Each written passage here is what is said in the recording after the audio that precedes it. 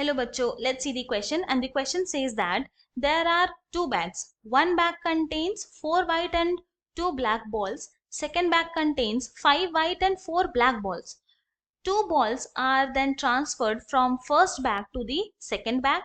Then one ball is taken from the second bag. We need to find the probability that it is a white ball. तो हम लोग क्या करेंगे, सबसे पहले हमारा की कॉन्सेप्ट लिख लेंगे जो यहाँ यूज करने वाले हैं, एंड जो की कॉन्सेप्ट हम लोग यूज करेंगे वो होगा probability of any event E का formula which is equal to होता है नंबर ऑफ फेवरेबल आउटकम्स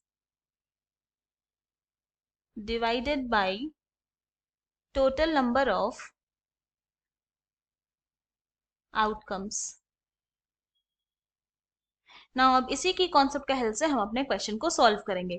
तो यहाँ पे क्या बोला गया है कि हमारे पास दो बैग है, बैग 1 एंड बैग 2। बैग 1 में हमारे पास है 4 white plus 2 black ball, and bag 2 में हमारे पास है 5 white plus 4 black balls.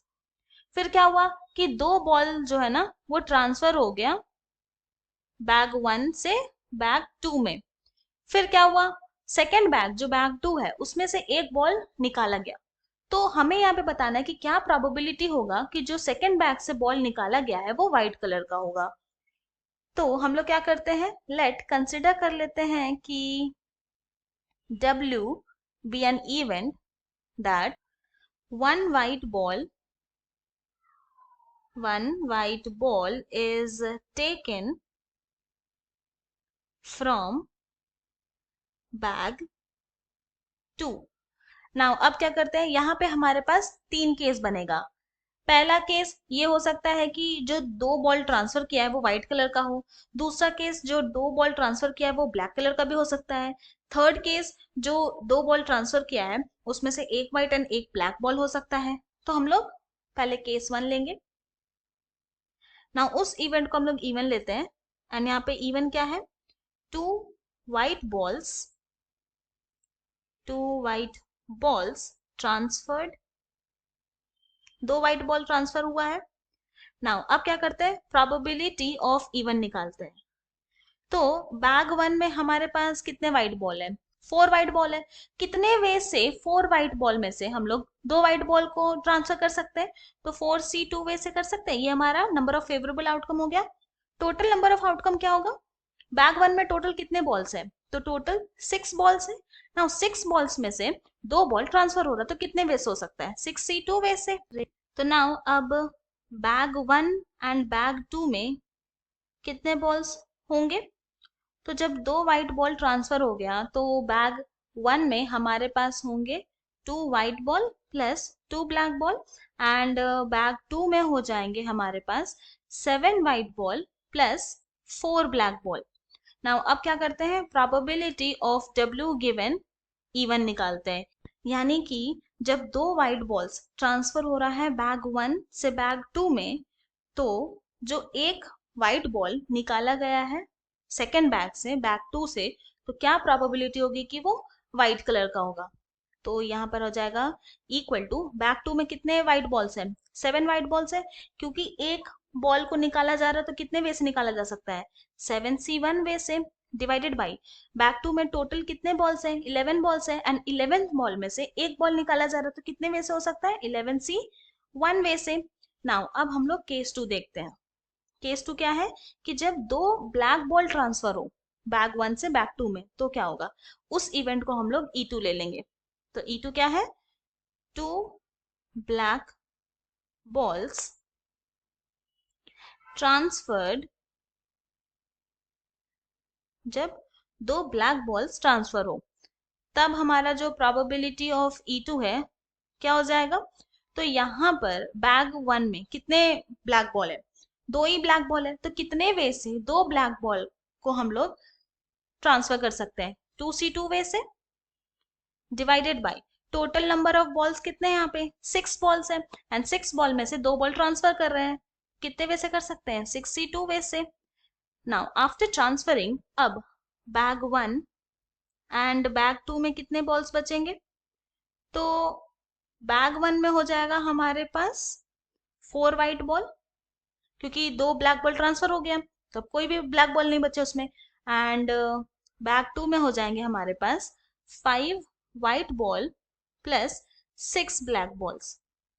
Now अब क्या करते हैं, नेक्स्ट हम लोग निकालेंगे probability of W given E2, यानी कि जब 2 ब्लैक बॉल्स ट्रांसफर हो रहा है बैग 1 से बैग 2 में एंड सेकेंड बैग से एक बॉल निकाला जा रहा है, तो उसकी प्रोबेबिलिटी क्या होगी कि वो व्हाइट कलर की होगी। तो दिस इज इक्वल टू क्या हो जाएगा, बैग 2 में हमारे पास कितने व्हाइट बॉल है, 5 व्हाइट बॉल है, एंड 5 व्हाइट बॉल में से एक व्हाइट बॉल निकालने का कितना ऑप्शन हो सकता है, 5C1 way divided by bag 2 में टोटल 11 बॉल्स है एंड 11 बॉल्स में से एक बॉल निकाला जा रहा है, तो कितने वे से निकाला जा सकता है, 11C1 वे से, तो इसलिए यहाँ लिखेंगे 11C1। नाउ अब हम लोग, ये हो गया हमारा केस 2, अब हम लोग क्या करते हैं केस 3 देखते हैं। तो केस 3 क्या बोल रहा है हमारा, कि ऐसा भी तो हो सकता है कि एक व्हाइट एंड एक ब्लैक बॉल ट्रांसफर हो, तो उस इवेंट को हम लोग E3 लेते हैं। 1 E3 क्या है, तो ये इवेंट ऐसा है जिसमें 1 black ball and 1 white ball transfer हो रहा है, ट्रांसफर्ड।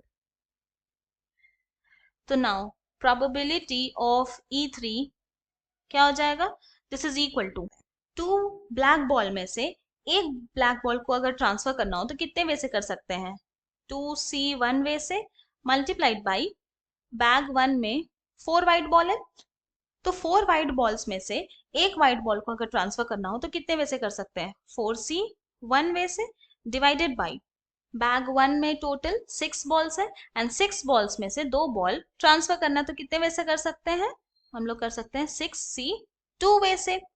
नाउ आफ्टर ट्रांसफरिंग, अब बैग 1 एंड बैग 2 में कितने बॉल्स रहेंगे, बैग 1 में हमारे पास रहेंगे 3 white plus 1 black ball and bag 2 में हो जाएंगे 6 white plus 5 black balls.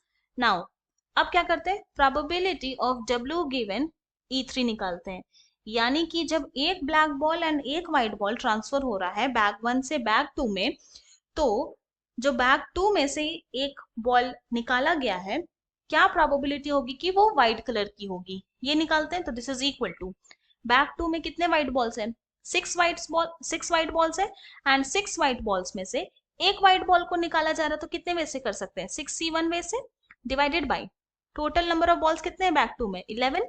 Now 11 balls में से एक बॉल को निकाला जा रहा है, तो कितने वे से कर सकते हैं, 11C1 वे से। तो ये आ गया हमारा केस 1, केस 2, केस 3। नाउ अब हम लोग क्या करते हैं, प्रोबेबिलिटी ऑफ W निकालते हैं। तो दिस इज इक्वल टू क्या हो जाएगा, probability of E1 multiplied by probability of W given E1 plus probability of E2 multiplied by probability of W given E2 plus probability of E3 multiplied by probability of W given E3. तो this is equal to probability of E1 है 4C2 by 6C2 multiplied by probability of W given E1 है 7C1 divided by 11C1 plus probability of E2 है 2C2 divided by 6C2 multiplied by probability of W given E2 है 5C1 divided by 11C1 plus probability of E3 है 2C1 multiplied by 4C1 divided by 6C2 multiplied by probability of W given E3 है 6C1 divided by 11C1। Now this is equal to, यहाँ पे क्या आ जाएगा, 4C2 multiplied by 7C1 plus 2C2 multiplied by 5C1 plus 2C1 multiplied by 4C1 multiplied by 6C1 whole divided by 6c2 multiplied by 11c1। तो now simplify करते हैं इसको। 4c2 होगा यहाँ पे 6 मल्टीप्लाइड बाई 7c1 हो जाएगा 7 प्लस 2c2 होगा 1 मल्टीप्लाइड बाई 5c1 होगा 5 प्लस 2c1 होगा 2 मल्टीप्लाइड बाई 4c1 होगा 4 मल्टीप्लाइड बाई 6c1 होगा 6 डिवाइडेड बाई 6c2 हो जाएगा 15 मल्टीप्लाइड बाई 11c1 हो जाएगा 11।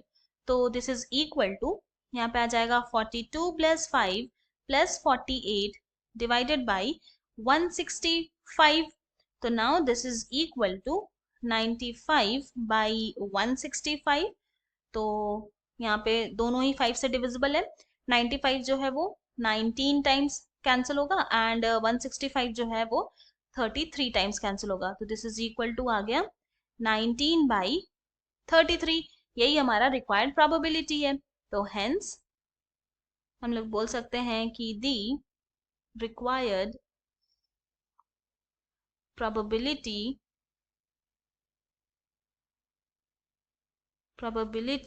is 19 by 33। ये हमारा फाइनल सोल्यूशन है। I hope you have understood it well. Thank you and best of luck.